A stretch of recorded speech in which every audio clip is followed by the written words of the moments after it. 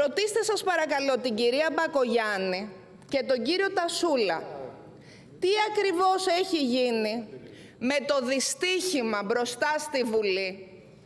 από το οποίο έχασε τη ζωή του ένα νέο παιδί, το οποίο εμβόλισε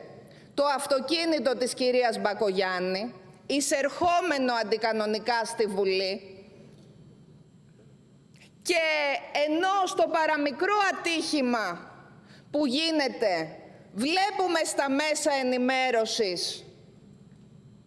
τα βίντεο με την πρόσκρουση, για αυτό το φοβερό δυστύχημα μπροστά στη Βουλή, ησυχάσατε τώρα βλέπω, για αυτό το φοβερό δυστύχημα λοιπόν μπροστά στη Βουλή δεν είδαμε ποτέ τι ακριβώς έγινε. Οι κάμερες δεν δόθηκαν ποτέ στη δημοσιότητα παρά μόνο περικεκομμένες, χωρίς να φανεί ποιος βγαίνει από το αυτοκίνητο. Και μέχρι σήμερα, ενώ έχω δώσει στη δημοσιότητα από τότε, όντας εκτός Βουλής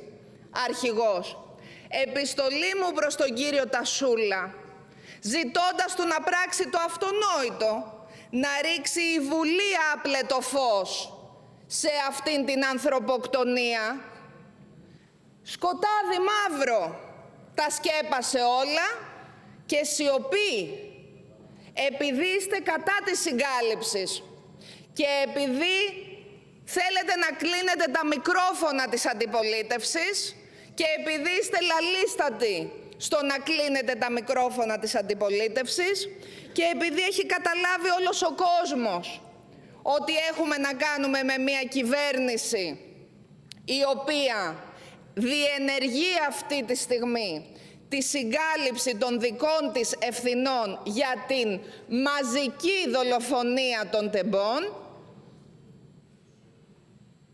Για αυτόν ακριβώς το λόγο, εγώ καλώ ξανά τον κύριο Τασούλα